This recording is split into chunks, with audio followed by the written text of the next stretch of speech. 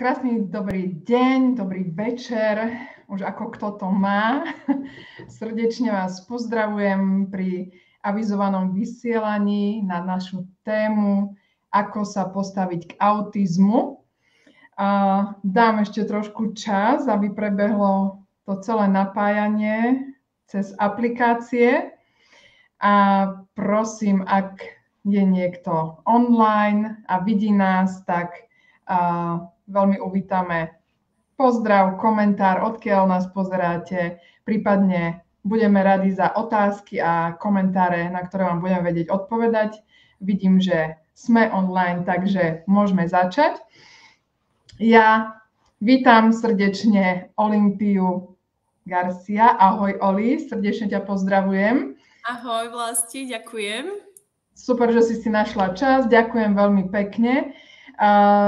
Pár vied o Oli. Oli sa poznáme nejaký ten piatok, aj veľmi tak dôverne si dovolím povedať, za čo som nesmierne rada. Zdieľame bežnú agendu a postupne sa nabalila aj taká, možno nie bežná, ktorá mňa zaujala. Oli je mentorka, koučka, venuje sa aj témam ohľadne ženských skupín, ohľadne human designu. Je tiež expertkou na human design, o ktorej som si napríklad aj ja dala vypracovať svoj profil, ktorý mi veľmi pomohol. A taktiež je finančnou analytičkou a v neposlednom, ale práve že v tom prvom rade a pre našu dnešnú tému veľmi dôležitou, je maminou 2 dcer, skvelou partnerkou, dcérou a tak ďalej. Tých rolí máme mnoho. Takže Oli nám dnes prvýkrát verejne, čo si nesmierne vážim, Oli, porozpráva niečo o autizme, o tom, ako sa s tým žije, čo vlastne ľudia s poruchou autistického spektra dokážu, nedokážu, ako my v spoločnosti môžeme na nich lepšie reagovať, lepšie s nimi komunikovať, pretože majú špecifické požiadavky. Ja sama som bola celkom prekvapená, pretože Oli mi dovolila spoznať jej dceru a priznám sa, nevedela som úplne, ako sa k nej správať, ako na ňu rozprávať, aby reagovala a tak ďalej. Čiže mám obrovskú skúsenosť aj s týmto, s dotykom s dcerou Oli, Valentínkou, ktorá vlastne bude hlavnou hrdinkou dnešného rozprávania, ale rovnako aj Oli, ako nazývame to autimama, poďme si zjednotiť rovno slovník. Čiže je to mama, ktorá má autistické dieťa, čím prechádzala, kedy to zistila a tak ďalej. Oli, takže vitaj, nádych a výdych, aby sme to pekne zvládli a dali čo najviac informácií, pretože ty sa roky tomu venuješ. Dovolili sme si osloviť takisto nejaké inštitúcie, ktoré spolupracujú alebo pracujú aj s touto témou poruchy autistického spektra u ľudí. Takže verím, že to budú hodnotné informácie pre vás. Cíťte sa slobodne, píšte nám komentáre, otázky. Veľmi radi zodpovieme aj po vysielaní a srdečne pozdravujeme aj tých, ktorí nás sledujú zo záznamu. Takže ja začnem s dovolením hneď, aby sme mali dostatok času na to, čo treba. Oli, vitaj a povedz mi, ako si sa stala autimamou. No vlastne, takže v prvom rade ďakujem krásne za pozvanie a za vytvorenie vlastne tohto priestoru. Jednak zdieľať aj môj príbeh a zároveň aj moje skúsenosti a vedomosti, čo sa autizmu týka, pretože autizmus je u nás stále ešte v plienkach, ale je to naozaj nevyhnutné o tom nielen rozprávať, ale aj ísť do akcie a začať robiť aspoň nejaké maličké kroky, aby sa jednoducho vytvoril priestor aj pre tieto autistické deti, ktoré budú jedného dňa dospelé. Máme tu aj mnoho dospelých autistov, niektorí boli schopní začleniť sa do spoločnosti, niektorí neboli, ale samozrejme stále sú to naši spoluobčania a je dôležité vytvárať pre nich priestor. Ale aby som sa dostala k tvojej otázke, ako som sa stala autimamou, no ja som sa ňou stala v podstate už tým, že som otehotnela s Valentínkou, aj keď v tom čase som o tom ešte nevedela, pretože autizmus sa dá u nás diagnostikovať najskôr v 2,5 roku dieťaťa. A z mojich skúseností a vedomostí viem, že jednak sa veľmi dlho čaká na takúto diagnostiku. Dnes je to 13 mesiacov, kým sa človek dostane od zaregistrovania sa na prvú diagnostiku. A zároveň predsa len ešte stále sa razí taká tá idea, že každé dieťa má svoj rytmus, pomalšie sa vyvíja, alebo vyvíja sa s tým svojím tempom a tak ďalej a tak ďalej.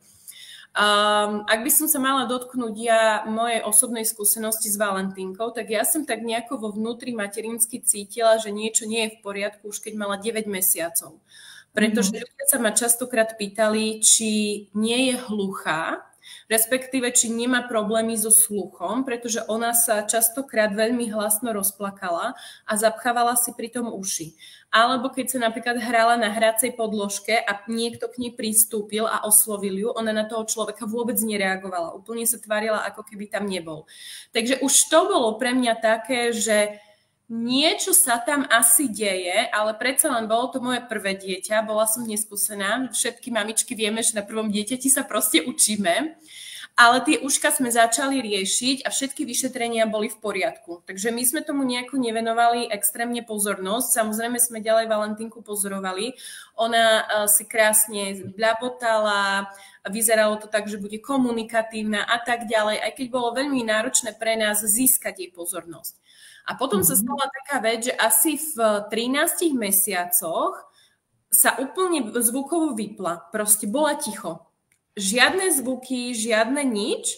Ale my sme sa v tom čase presťahovali do nového bytu, tak sme si mysleli, že to môže byť aj zmenou prostredia a tak ďalej a tak ďalej.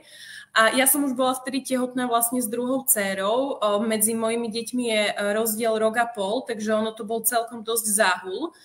A vlastne ako Valentínka rástla, tak také tie zvláštnosti sa stupňovali. Hej? Jednak sa nerozvíjala reč.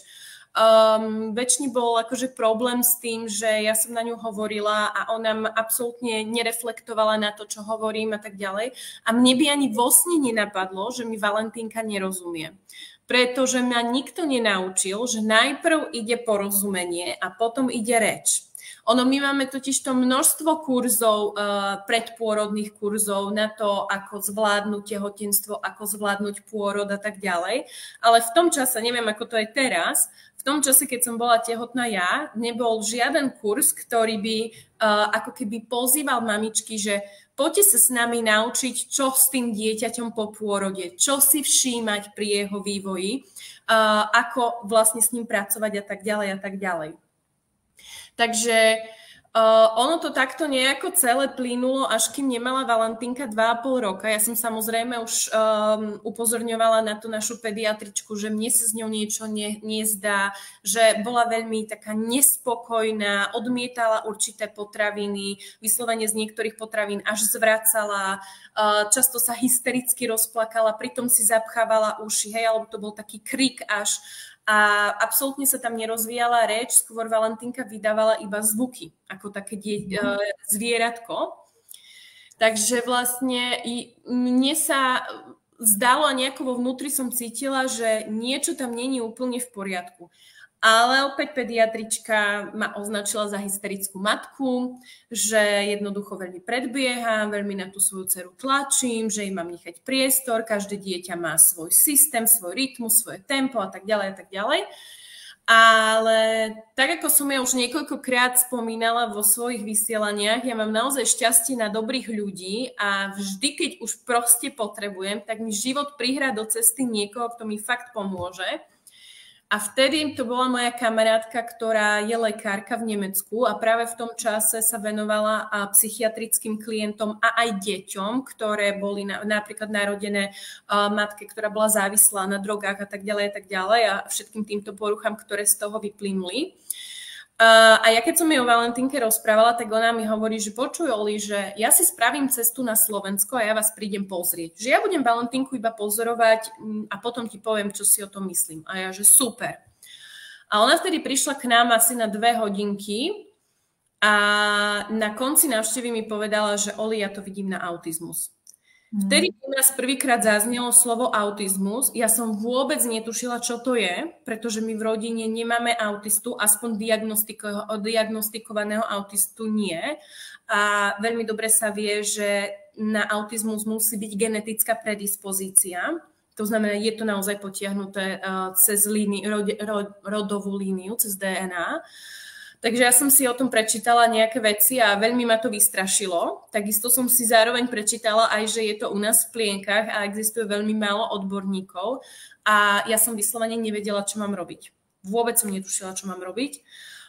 Ona mi pomohla zaregistrovať nás do autistického centra Andreas, kde sa robia aj takéto diagnostiky. My sme v tom čase bývali na východnom Slovensku a Andreas teda je v Bratislave. Vytelefonovala mi množstvo informácií a tak ďalej. Množstvo informácií mi takisto povedala, ale aj tak som sa cítila byť v tomto stratená. Takže asi takto som sa ja stala autimamou. Ono to samozrejme potom pokračovalo ďalej, ale toto bol bod, kedy u nás prvýkrát zaznelo slovo autizmus. Čiže mala si to šťastie, že niekto si to všimol, kto to poznal a dal ten impuls, že pozri sa týmto smerom, v podstate posvietil ti na ten autizmus, ako si to aj nazvala vlastne. Oli, keď si tak zhrnieme, naozaj tak pragmaticky, že majú ľudia teraz doma nejaké dieťa, povedzme má 2,5 roka, hej, od toho veku teda, som si poznačila, že je možné diagnostikovať ten autizmus. Keď to zhrnieš, ktoré sú také základné znaky? No, v prvom rade celkovo si už treba od malička všímať ten vývoj dieťaťa. Je veľmi dôležité všimnúť si, či nepreskočilo fázu lezenia, čo sa týka motorického vývinu. A ak by som mala ísť do toho skôr kognitívneho, tak treba si uvedomiť, že najprv je porozumenie a potom reč. To znamená, že všímam si, či sa u toho môjho dieťaťa vyvíja reč, pretože také 2,5-ročné dieťa už vie celkom pekne verbálne komunikovať, nemusí vedieť úplne celé slova, ale aspoň prvé slabiky slov.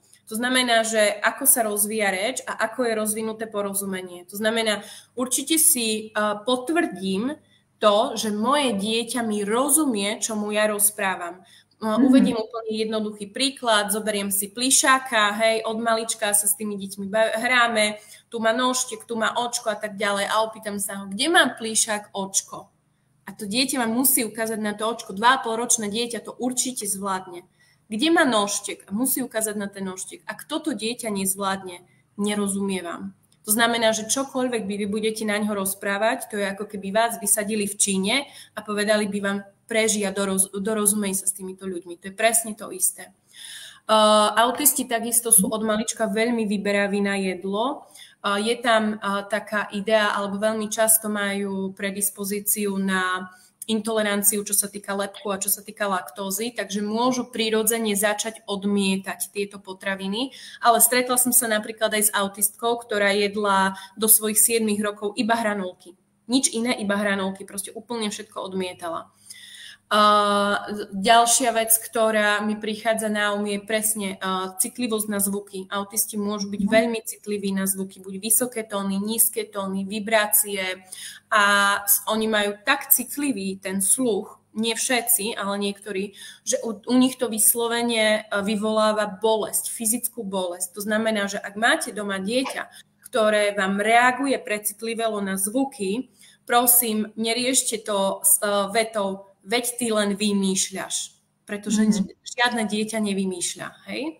Takže naozaj na toto si treba dávať pozor, o tomto som ja veľmi dlho nevedela, až kým mi to jedna psychologička nevysvetlila takto. A takisto spánok. Autisti u nich v mozgu to funguje trošku inak a ja tomu hovorím, že sú častokrát až takí elektrickí, hej. Sú typy autistov, ktorí sú naopak takí v úvodzovkách zaspatí, že sú takí spomalení, nič sa im nechce, alebo naopak je to vlastne opačná polarita, že sú takí elektrickí, nadspidovaní, akože laik by to možno, že hneď onálepkoval ADHD, nie. Proste tie vzruchy v mozgu sa u nich prenášajú úplne inak. To znamená, že oni častokrát potrebujú byť jednoducho v pohybe, pretože tým sa stimulujú. Ale takýmto autistom veľmi rýchlo alebo takto nepotrebujú mať toľko spánku ako bežné neurotypické dieťa. Neurotypické dieťa je zdravé dieťa bez diagnózy. Napríklad Valentínka už v 2 rokoch prestala počas dňa úplne spať. A v noci sa mi pravidelne o 3 ráno budila a od 3 do 5 rána mala piknik. Ona proste chcela jesť, chcela piť, chcela pozornosť a o 5 ráno zaľahla a ešte si pospala. Takže akože bol to riadny brutál, ale toto je ďalší taký znak, ktorý by som vypichla.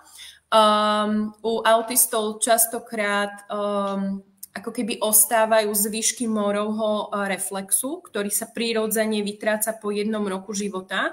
U týchto autistov častokrát ostávajú zvyšky a tie spôsobujú aj to, že sa nerozvíja to porozumenie a reč, ale zároveň to vplýva aj na hrubú motoriku a na celkový pohyb. To znamená, to dieťa môže často zakopávať. Aj napriek tomu, že je veľmi aktívne, hore hlava, dole hlava, presne taká bola moja Valentína. Teraz už je to lepšie, aj keď stále musí byť v pohybe. Ale častokrát tie deti padajú. Tu si neviete predstaviť, koľkokrát my sme boli na pohotovosti, pretože mi proste spadla z gauča rovno na hlavu napríklad, hej, a to je sekunda, to je takto. Takže ešte toto mi napadlo, že by som na to poukázala. A ešte posledný znak, ktorý mi prišiel na je deti zhruba okolo toho 1 roku života majú tendenciu alebo pri vlastne učení sa komunikujú ukazovaním. Toto, tamto, daj. Toto Valentínka nemala. Mnoho autistov to nemá. Práve naopak odmietajú tieto všetky veci. Vytlieskávačky, riekanky a tak ďalej. Strašne ich to rozčuľuje a úplne to odmietajú. Mne ešte tam ostáva to získanie si pozornosti, Oli. Ja keď som si to aj všimla, alebo mňa to zaujímalo, keďže oni nereagujú aj možno na tie autority, alebo hej, na to, že spomenula si, že nereagujú niekedy na meno, na svoje meno, hej. Ako tam funguje tá komunikácia s tým autistom? Položiť ruku na rameno, alebo dá sa to naučiť? Alebo ako získavať ich pozornosť? Možno takto. Áno, super, ďakujem za tento point, lebo to som presne vynichala. Očný kontakt. Autisti nenadväzujú očný kontakt, pretože ich to ruší a presne tak nereagujú na meno. Ja som mala s Valentínkou, áno, skúšala som presne aj položiť ruku na rameno alebo tak, ale veľmi mi to nefungovalo. Takže ja som mala na ňu taký grif, že som jej brnkla po nose a potom sebe. A tým som si vedela získať jej pozornosť. A už ako náhle sa na mňa pozrela, už som videla, že ju mám, tak vtedy som rýchlo povedala, alebo proste, čo som chcela. Zase autisti, a hlavne títo neverbálni autisti, na nich musíte hovoriť veľmi jednoducho, pretože vy, keď na nich spustíte spršku slov, nejaké rozvité vety a tak ďalej, oni okamžite vypnú sluch, pretože pre nich je to overwhelming, také zaťažujúce, je to pre nich príliš, takže oni vás úplne odstavia. Na autistoch je to výzva a na jednej strane je to výzva, na druhej strane je to krásne, že oni nevnímajú autority. Oni vôbec nemajú takéto, že aha, ty si mama, tak teba musím počúvať, lebo, hej, alebo ty si pani učiteľka, tak teba musím počúvať, lebo. Oni tam potrebujú vedieť prečo. Oni musia mať veľmi silnú motiváciu na to, aby niečo urobili, alebo aby sa k niečomu určitým spôsobom postavili. Takže je to naozaj, autistické dieťa nás učí trpezlivosti, takému tomuto zjemňovaniu, lebo naozaj tam sú veľmi tenké hranice a mravenčej práci. Ešte mi, Oli, napadá, keď som si všímala, oni fungujú silne cez emóciu, Keď si dobre spomínam, hej, ak urobí niečo zlé, alebo niečo neurobi, alebo, tak ide tam intonácia hlasu, čo asi má súvis aj s tým zvukom, ako si spomenula. Čiže ako je to ešte s emóciami možno u nich, keď máš nejakú takú...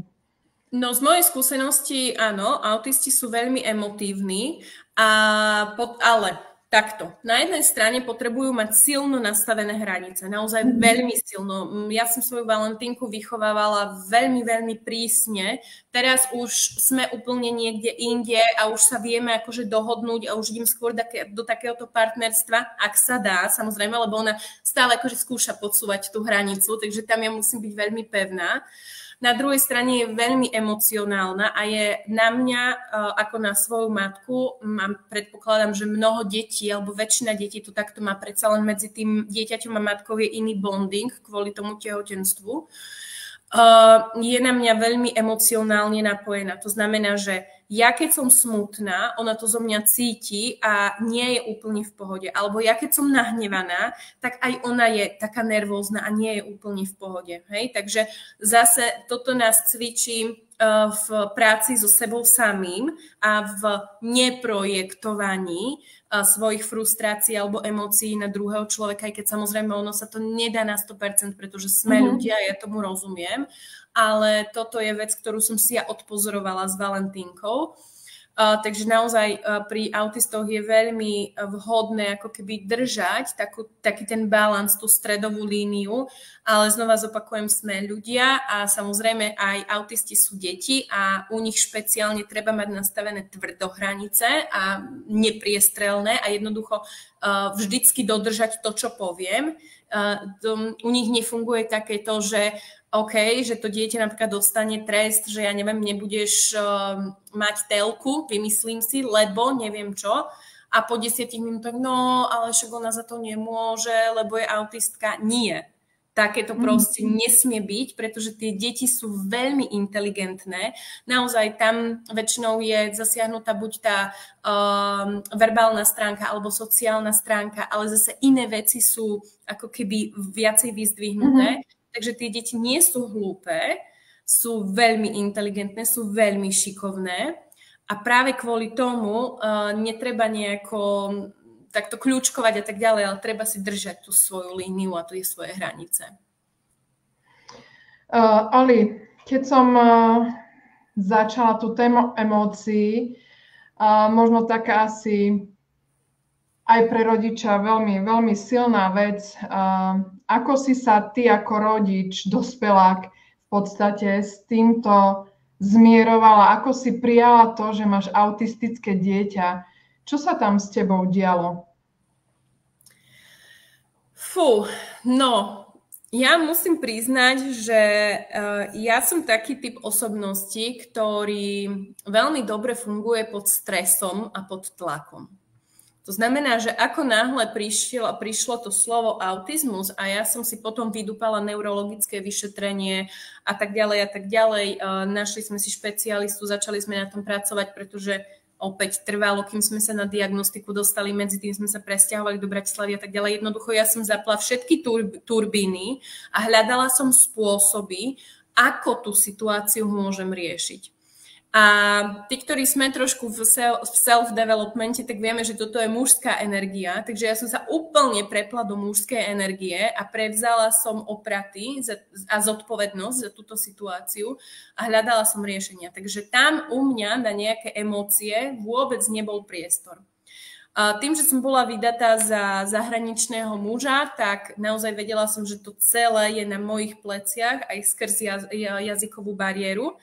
A ja si pamätám, keď už sme akože konečne mali po tej diagnostike, pretože tá trvá 3 dni, a konečne sme dostali vypracovaný papier, boli sme obidvaja teda u tých špecialistov, porozprávali sa s nami a tak ďalej.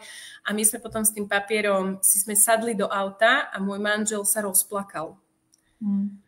A ja som bola tá, ktorá ho utešovala, ktorá mu držala ten priestor a on bol ten, ktorý púšťal emócie.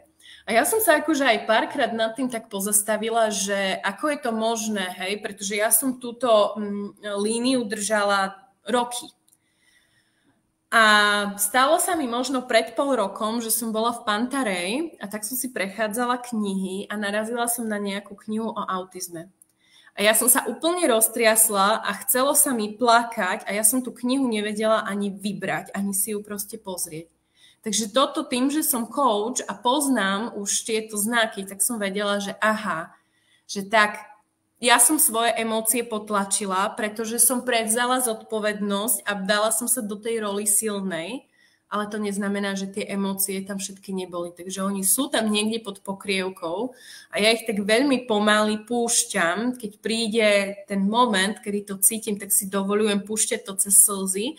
A samozrejme, že je tam strach, je tam vina, je tam hanba, je tam mnoho tých emócií, pretože ono sa to s tým naozaj ťahá, ale vždy sa snažím pozerať na to, čo mi tá Valentínka prináša, čo všetko ma učí a stále verím a pracujem na tom, aby bola Valentínka v dospelosti samostatná, pretože našťastie má síce autizmus 2. stupňa, neverbálnu formu, ale je veľmi šikovná, je veľký dráč a od tých 4 rokov, ako sme boli diagnostikovaní, tak s ňou intenzívne pracujeme.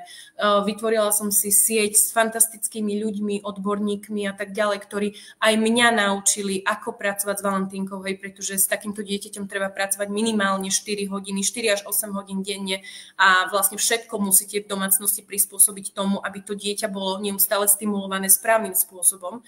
A samozrejme s narastajúcim vekom to nekončí, takže stále na tom pracujeme a verím, že Valentínka raz bude samostatná a tie svoje potlačené emócie si púšťam postupne.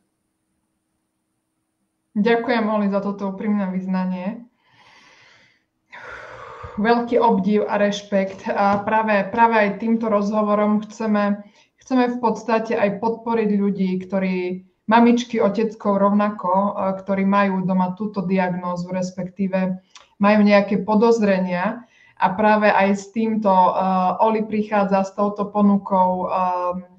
Povieme neskôr, ako sa prepojiť, ako si poradiť navzájom, lebo kamkoľvek sme zavolali alebo zistujeme, tak podpora ľudí z poruchou autistického spektra je naozaj v plienkach a to slovné spojenie je používané takmer v každej inštitúcii, kam som aj napríklad volala alebo som ich kontaktovala.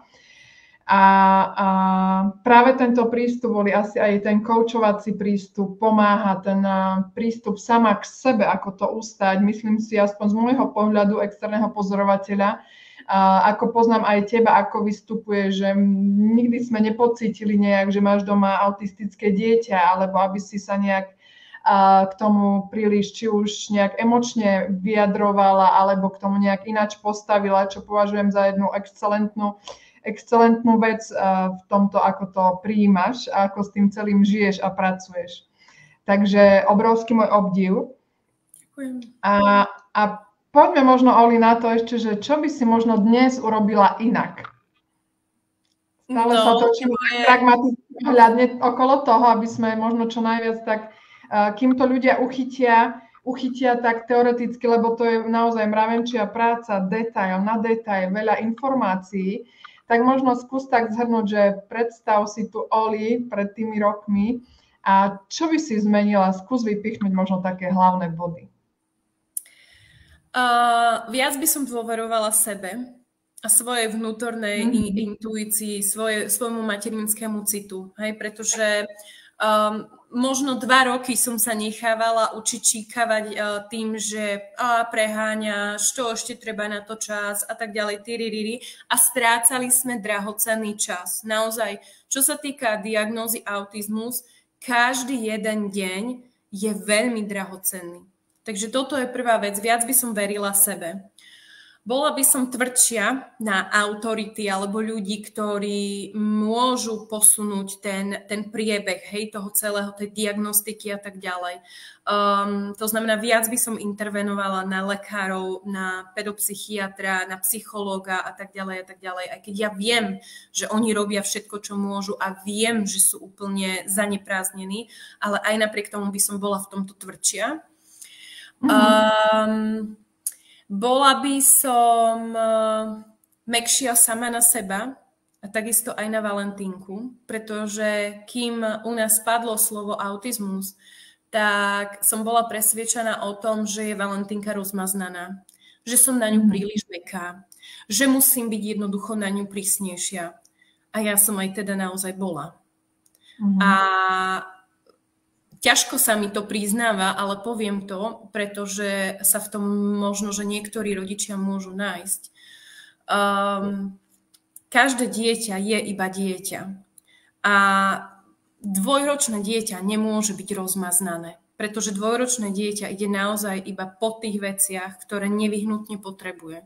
To znamená, že ak máte možno, že podobnú skúsenosť, alebo ste sa našli v mojom príbehu a niekto vás presvieča o tom, že by ste mali byť na svoje dieťa tvrdší, tak to prosím nerobte. Ale pátrajte potom, prečo sa vaše dieťa správa tak, ako sa správa a majte so sebou súcit. Pretože v dnešnej dobe síce sme zahltení informáciami, ale mnoho informácií je zavádzajúcich, nepravdivých a ak sa bavíme o autizme, tak je naozaj dôležité ísť za človekom, ktorý s tým má skúsenosť alebo je odborník.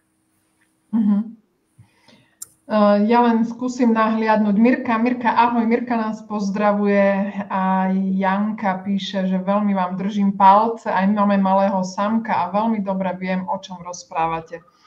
Takže sú tu ľudia, ktorí poznajú túto tému. Oli,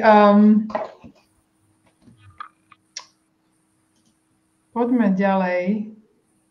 Čo by si možno poradila ešte v tej oblasti na tie autority, ktoré si spomenula?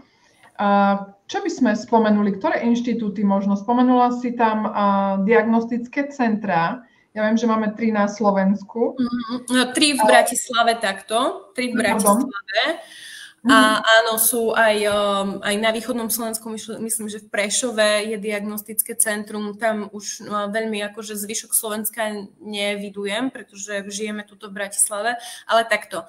Vaše prvé kroky by mali vždycky viesť k pediatrovi, hej? Viem, že už teraz, keď boli mojej baby malé, tak vtedy to ešte nebolo, ale viem, že teraz sa už v 3 rokoch robí taký ten screening u pediatra, kde dostanete otázky o tom, hej, ako sa vaše dieťa vyvíja, či lozilo, či kedy sedelo, kedy začalo chodiť, ako je rozvinutá reč, rozumie vám, nerozumie vám, bla, bla, bla.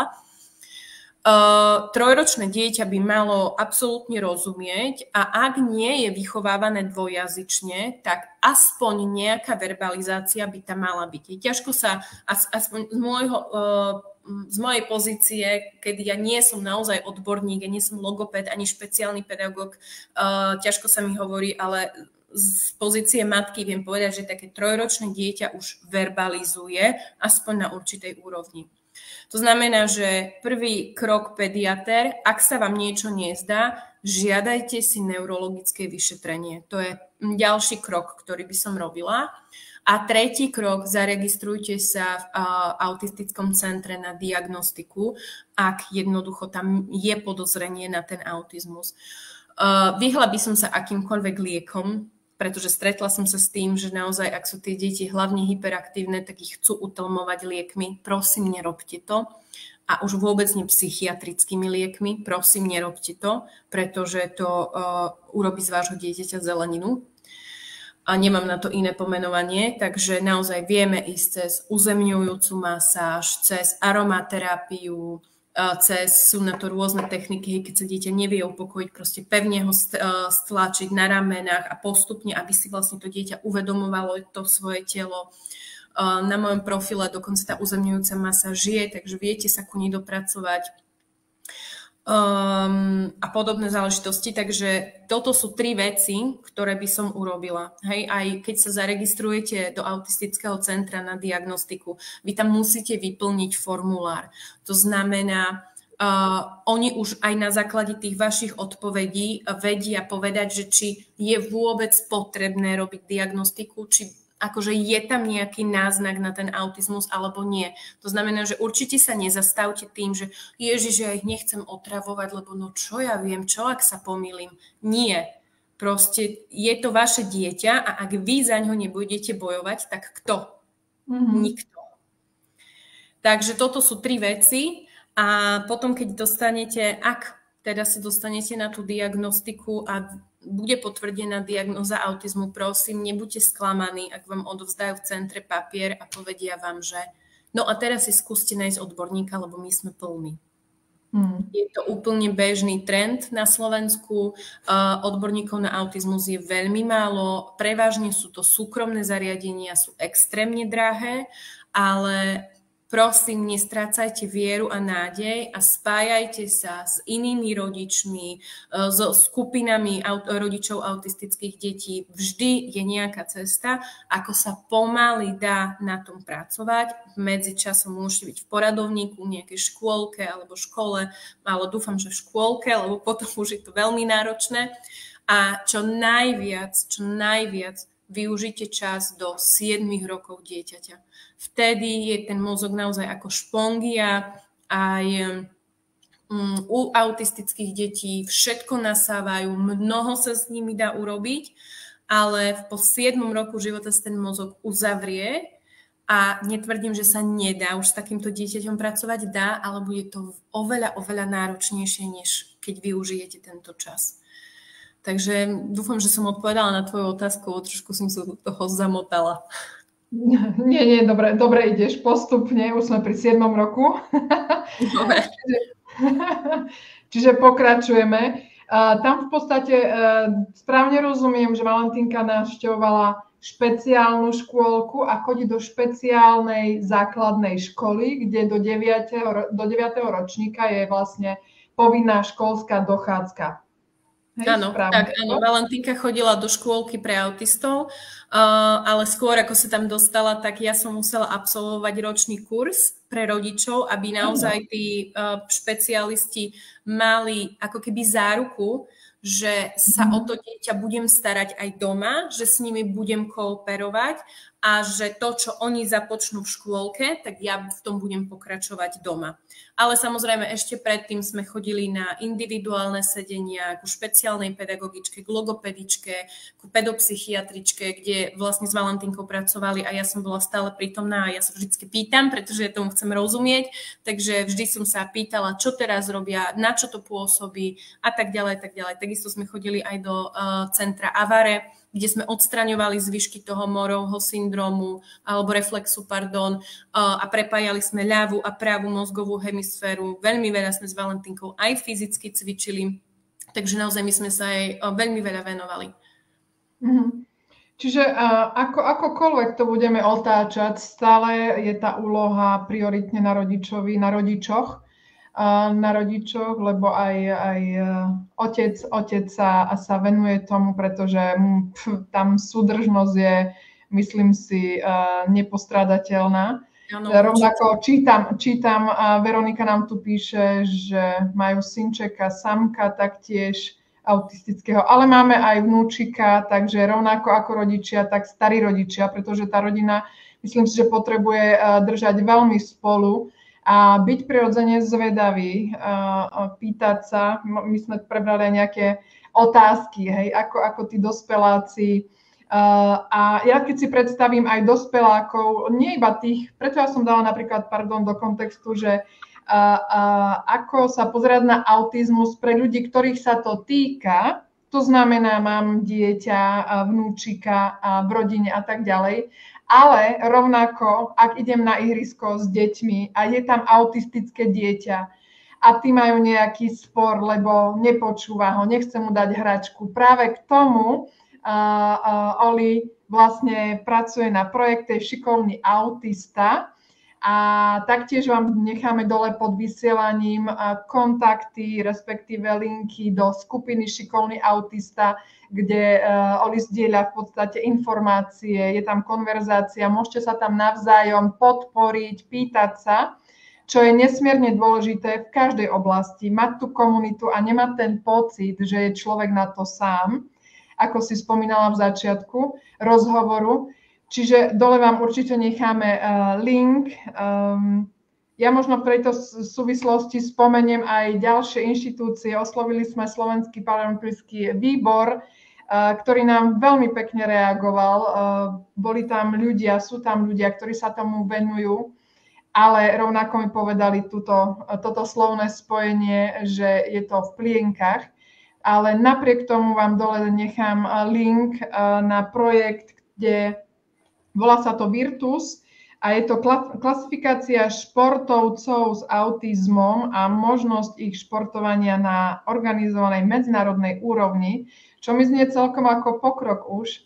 Taktiež títo ľudia vzdelávajú a prednášajú a vyslovene učia či už učiteľov na vysokých školách, na fakulte telesnej výchovy, to mi tuším spomínali, presne tak, alebo trénerov, ako pracovať v podstate s takýmito ľuďmi s poruchou autistického spektra. Taktiež sme oslovili, pretože ja som sa schválne pýtala po tú školskú dochádzku, 9. ročník, a čo potom? Čo potom s autistom? Je stredná škola, ktorá je k tomuto nejak zameraná, je to súkromná škola, aké majú zamestnanie, akú majú budúcnosť?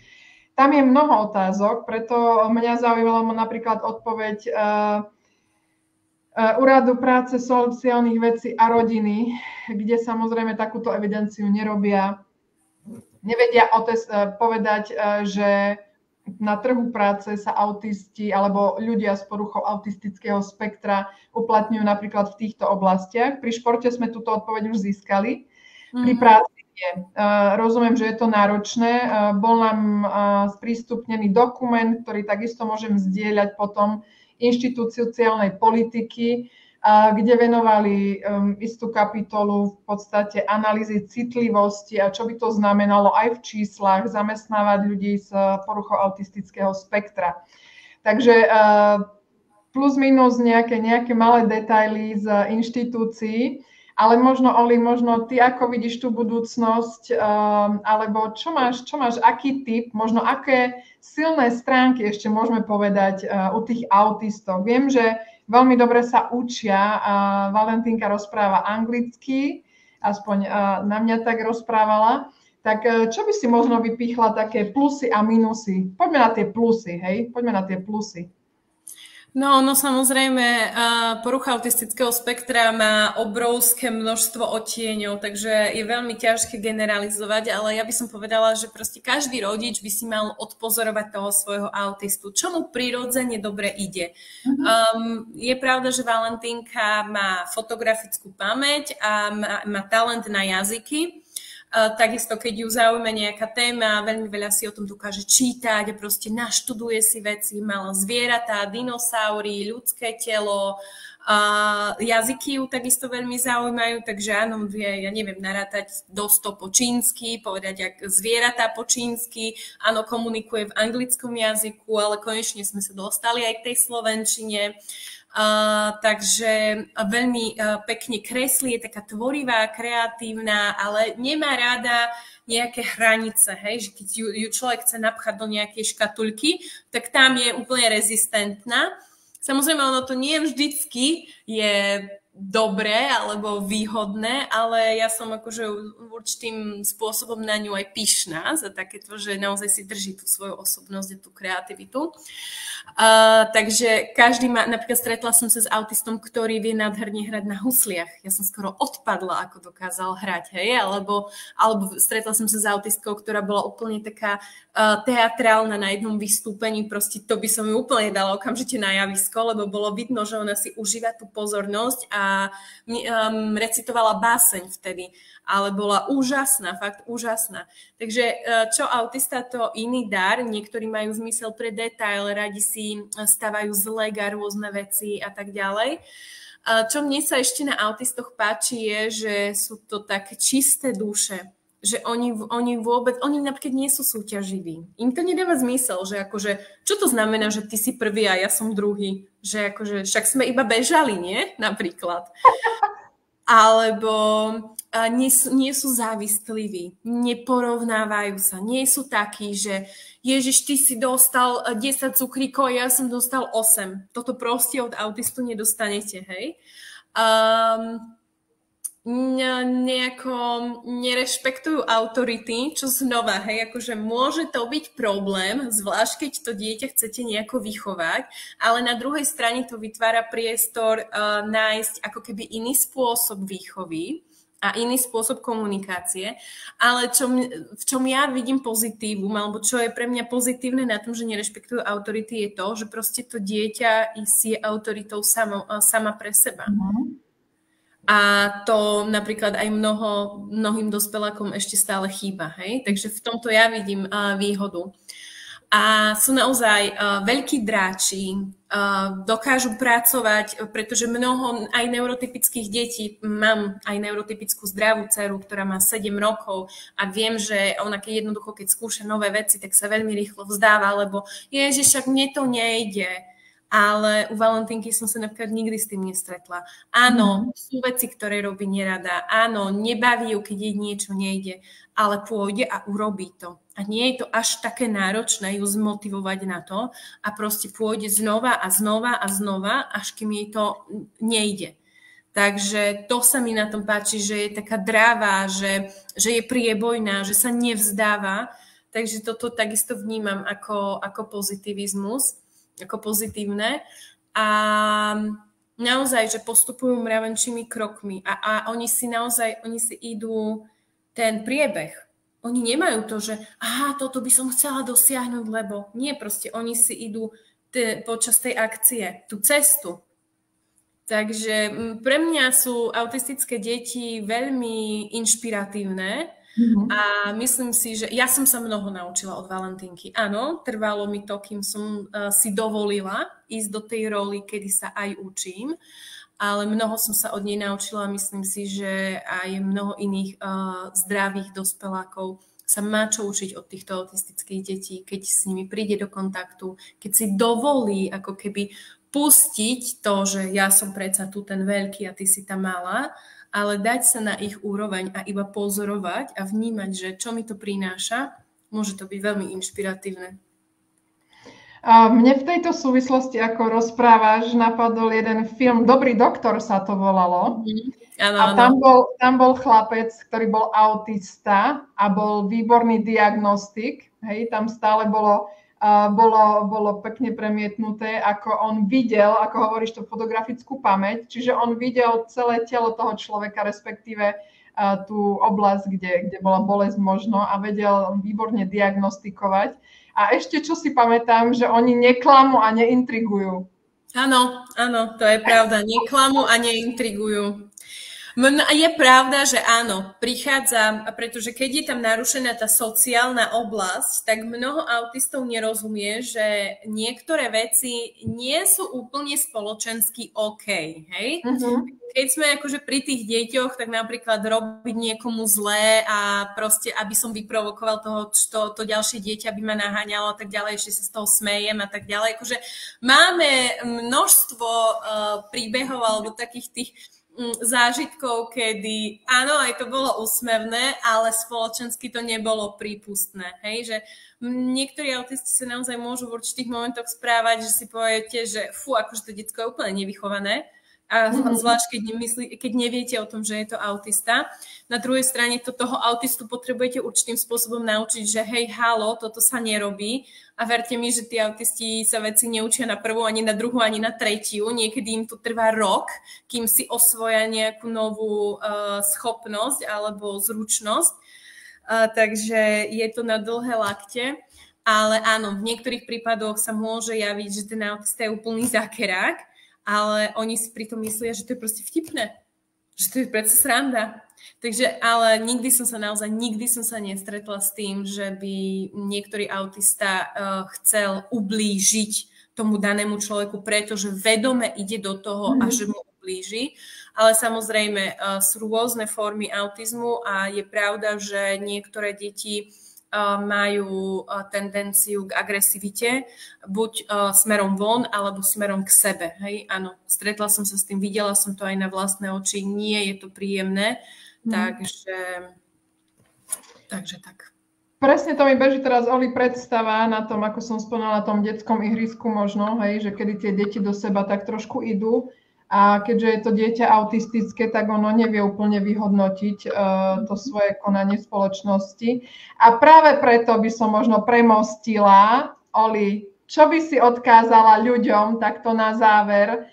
A možno ešte to, čo si vymyslela, ako som videla Valentínku v tom krásnom tričku. Možno toto je naozaj to, ak si to zase rodičia dovolia a pripustia, pretože je tam tenký ľad, či to takto označovať tieto deti, alebo nie, ako to vnímať, ak má na sebe tričko som šikovný autista. Vzadu myslím, že možno ti neodpoviem hneď. Takže takéto základné logo, čím by sme mohli rozpoznať v podstate toho autistu, možno na ihrisku dieťa. Takže skús taký súhrn na záver, čo by si odkázala ľuďom, Oli, s touto témou? No, ak by som hovoriť rodičom autistických detí, tak chcem vás povzbudiť a povedať vám, že nikdy v tom nie ste sami. A keď máte pocit, že ste sami a že hľadáte tú slámku, ktorej by ste sa mohli chytiť, neprestávajte veriť a rozprestírajte všetky svoje siete, nehambite sa, nebojte sa proste, potrebujete o tom hovoriť. A vždy sa proste nájde aspoň jeden človek, ktorý bude tým záchytným bodom, ktorý bude tou slámkou a ten vás prepojí ďalej a ďalej a ďalej. Pozývam vás k trpezlivosti a k súcitu, k sebe samým, aj ku svojmu dieťaťu. A prosím, netlačte na veci a choďte s vecami s trpezlivosťou. Ak by som sa mala prihovoriť ostatným rodičom, ktorí možno stretávajú autistické deti pravidelne na zmrzline, alebo pri jazere, alebo na ihrisku, takisto nebojte sa tých detí, komunikujte s rodičom toho dieťaťa, pretože áno, mnohí nechcú o tom hovoriť, ale mnohí sú otvorení, takže postupnými, naozaj takými opatrnými otázkami môžete ako keby načrieť do tej témy a ak ten rodič chce, tak on vám o tom porozpráva. A vždycky je dobré ako keby pristupovať aj k tomu autistickému dieťaťu s rešpektom a s veľkým súcitom a s takoutou citlivosťou. Pretože naozaj porucha autistického spektra je široká a môžu tam byť aj pridružené diagnózy. Vy nikdy neviete, ako to dieťa môže zareagovať a čo všetko má tendenciu robiť. Takže ten prvý styčný bod je rodič, ak viete, že máte dočinenie s autistickým dieťaťom. A práve kvôli tomu som presne ja v spolupráci so šikovnými ľuďmi vytvorila tričko Šikovný autista alebo Šikovná autistka, pretože nie je to produkt pre každého. Ja si úplne uvedomujem, že je to citlivá téma a nie všetci rodičia to majú spracované a chcú takto verejne povedať, že áno, toto dieťa je tu na ihrisku, na zmrzline vo vlaku a je autistické. Ale ja verím, a aj preto to tričko obliekam aj svojmu dieťaťu, verím, že otvorenosť a komunikácia nám nikdy neprinesie nič zlé. Nikdy.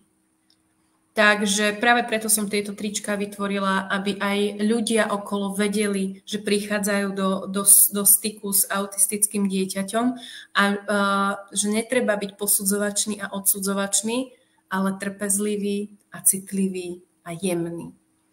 Takže tak. Ja možno, mne sa žiada, Oli, doplniť, že ten rozdiel z toho možno aj svojho pohľadu, ten rozdiel, ktorý ľudia vnímajú, respektíve ktorý možno nevnímajú všetci, medzi súcitom a ľútosťou je veľký. Ja napríklad ľútosť absolútne nepodporujem. Ľútosť nikomu nič neprináša, ale mať súcit, to znamená pochopenie, že mám súcit s tým, že žiješ s autistickým dieťaťom, čo všetko tomu podriadzuješ a preto súcitne som sa aj pýtala, čo smiem, ako môžem s ňou rozprávať, ako ja môžem prispieť tomu, aby sa aj Valentínka, ale aj jej rodičia napríklad v spoločnosti cítili lepšie a nie tak, že na nich ukazujeme prstom, obchádzame ich, kričíme alebo posudzujeme, ako si spomenula. Čiže aj týmto napríklad ja vyzývam, že buďte so záujmom, s otázkami, ale nie s ľútosťou, to znamená, hej, ako hovorí, že opatrne neoslovujme, pozeráme spoza kríka, ale práve súcitne sa spýtať, ako reaguje to vaše dieťa a dopýtať sa takýmito tými otázkami a prepájať sa. Tak. Oli, máme tu ešte jednu otázočku na koniec. Veronika sa pýta, že môžete nám poradiť, ako s ním cestovať na dovolenku autom? Čo to znamená cestovať? Záleží od toho, ako staré je to dieťa a nakoľko je zvyknuté na auto, pretože moje deti boli zvyknuté cestovať z jedného konca na Slovenska a z jedného konca na druhé. A takže nikdy som nemala problém, samozrejme, zabaliť si na cestu to, čo má to dieťa rádo. Hej? Keď má rado nejaké pesničky, tak zrejme budete počúvať Fíhu, Tralala a Míra Jaroša. A neodporúčam tablet, mobil, ani žiadne takéto veci. Modré svetlo veľmi zle vplýva na mozog aj zdravého dieťaťa, aj dospelého človeka, takže napríklad moje obidve deti nedostávajú do ruky ani telefón, ani tablet, takže neodporúčam to ani na cesty, ani preto, aby si zatvorilo ústa, pardon za výraz, proste neučte svoje dieťa na tablet a telefón, ale skôr vy skúste zľaviť zo svojho štandardu a zabavte to dieťa tým, že si s ním spievate, že môže počúvať tie pesničky, ale cez rádio, že mu zabalíte napríklad nejaké kukuričné chrumky, takže tým sa zabaví, trošku si možno, že to dieťa pospí, aj keď autista asi nie. Môže chvíľu pozorovať krajinu, môžete ho upozorňovať na to, že aha, tam sú krávičky a aha, tam je toto. Keď je veľmi nervózne, že už nemôže vydržať, urobím si prestávku, nechám to dieťa, proste nech vystúpi z auta, idem s ním na toaletu, môžem mu kúpiť, ja neviem, nejakú vodu na pumpe, trošku sa s ním prejdem po okolí, nechám ho, nech sa vyvetra a pokračujeme ďalej. Informujem to dieťa. Skôr ako vôbec idem na takúto cestu, je dôležité autistu informovať. Ak je neverbálny a nerozumie vašim slovám, samozrejme komunikujeme s autistom kartičkami, vizuálna podoba. Toto je už skôr akože na takú výučbu by som povedala. Vieme sa týmto spôsobom prepojiť, ale veľmi narýchlo. Proste autisti skôr ako začnú verbalizovať, oni potrebujú mať vyobrazený celý svoj deň, čo sa bude diať. Pretože mnohokrát oni reagujú ako keby tak dramaticky, tak to poviem, pretože oni nevedia, čo sa bude diať a nevedia, koľko to bude trvať. A teraz, ako vysvetlíte niekomu, kto nerozpráva a nerozumie času, že čo sa bude diať a ako dlho to bude trvať? Znova, je na to metóda, kartičková metóda a to dieťa viete krásne naučiť a ono s vami potom bude spolupracovať. Ale ani vám by sa nepáčilo, keby ku vám prišiel niekto dvakrát tak veľký a zrazu by vás proste vytrhával z prostredia a hovoril vám, a teraz ideme tam, teraz. Hej? A vy neviete, kam idete, neviete, ako dlho to bude trvať a neviete, či sa ešte niekedy vrátite naspäť. Hej, takže veľmi súcitne, je tam mnoho vecí, ktoré sa vieme naučiť, ale veľmi v skratke o tej ceste autom. Informovať dieťa dopredu, zhruba ako dlho to bude trvať, viete si to rozplánovať, rozkuskovať, zabaviť ho nie telefónom ani tabletom, ale inými záležitosťami, ktoré má rado, robiť si prestávky a nestrácať nervy, prosím. Lebo ako náhle vy sa necháte vytočiť, lebo to dieťa vám proste kričí alebo je nervózne a tak ďalej, ako náhle vy pôjdete do vývrtky, budete nervózni, bude to zlé. Vy si potrebujete vedieť zachovať svoj pokoj. Ja viem, veľký tréning, veľká výzva, ale fakt to takto funguje. Čiže skôr tam je otázka, ako pripraviť seba na cestovanie s autistom a autista sa pridá, keď mu dáme v podstate ako nejaký rozvrh, hej, ale prioritne pripraviť seba na tú cestu. Tak. Oli, veľmi pekne ti ďakujeme. Aj tu nás sú komentáre, dočítame si. Mirka nám píše tiež, že sa jej stalo na ihrisku, keď sa pozerali, keď na mňa pozerali s deťmi a opýtali sa ma, či mám trojičky, keď som odpovedala nie, tak ma zarazila odpoveď, už som vás chcela ľutovať. Neviem si predstaviť, ako by takto reagovali ľudia na autistické dieťa, hej, že stále s tou ľutosťou. Takže preto práve sa zaujímame aj tí, ktorí ideme okolo Hej, o to, že niečo je inak a s súcitom a s rešpektom a s úctou, ako pri všetkom. Oli, veľmi pekne ti ďakujem za tvoju otvorenosť, prirodzene podávané rady, nádherne si to zhrnula, teda bolo to veľmi zrozumiteľné aj pre nás externistov. Takže verím, že vám to mnoho prinieslo. Nech sa páči, dole vám určite pod týmto videom a vysielaním necháme kontakty a možnosť prepojiť sa ako na informácie, tak na Oli. Pozývam vás do skupiny Šikovný autista, kde si môžete ďalej vymieňať tieto informácie. A držíme vám všetkým palce s veľkým obdivom, tak ako vám, tak aj sebe, pretože vytvárame spoločnosť. A buďte zvedaví, pýtajte sa, buďte k sebe láskaví a všímaví. Oli, veľa trpezlivosti, pevné zdravie, ako tebe, tak Valentínke skvelé okolie prajeme a celej rodine. Takže pozdravujem vás srdečne, ďakujem za tvoj čas a za váš čas. Pozdravujem aj tých, ktorí sa pripájajú neskôr alebo zo záznamu. Môžete kľudne dopísať otázky alebo čo vás zaujímalo, komentáre. Určite sa tomu povenujeme. Ďakujeme vám krásne. Majte krásny večer ešte a asi už aj predĺžený víkend. Takže vidíme sa niekedy opäť. Ahojte. Ahojte.